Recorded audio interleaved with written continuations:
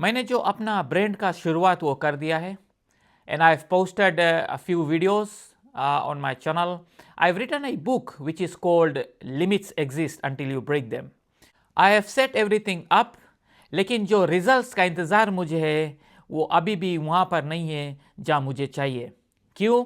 क्योंकि मेरे पास इस समय अभी कोई भी बड़ी ऑडियंस नहीं है, मेरा बुक का जो सेल्स है उसका शुरुआत नहीं हुआ है और मेरा एक भी कंटेंट अभी तक वायरल नहीं गया है।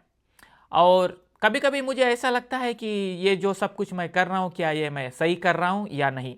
लेकिन जब मैं मुड़ के फ़ैथ की ओर देखता हूँ तो फ़ैथ मुझसे कहता है कि जब कभी भी तुम्हें किसी भी चीज़ पर डाउट हो तो मुझे थामे रहना।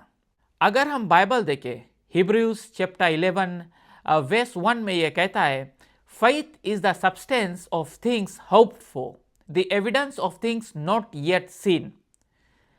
यानी जो अभी दिख नहीं रहा है और तुम उस पर विश्वास करते हो। That means the results do not have to be visible for the work to be real. यानी अगर आपने अभी एक बीज को बोया है तो कल वो आपको ज़मीन के ऊपर नहीं दिखेगा। इसका मतलब यह नहीं है कि वो बीज काम नहीं कर रहा है, वो बीज ऑलरेडी अपना काम ज़मीन के नीचे शुरू कर दिया है। इसीलिए I keep showing up and I keep posting and I keep believing that the right people will find my message at the right time. जो सही लोग हैं जिसको मेरे मैसेज की ज़रूरत है वो मुझे ढूंढ ही लेंगे। Because that is what faith looks like when results have not come yet. It looks like showing up anyway.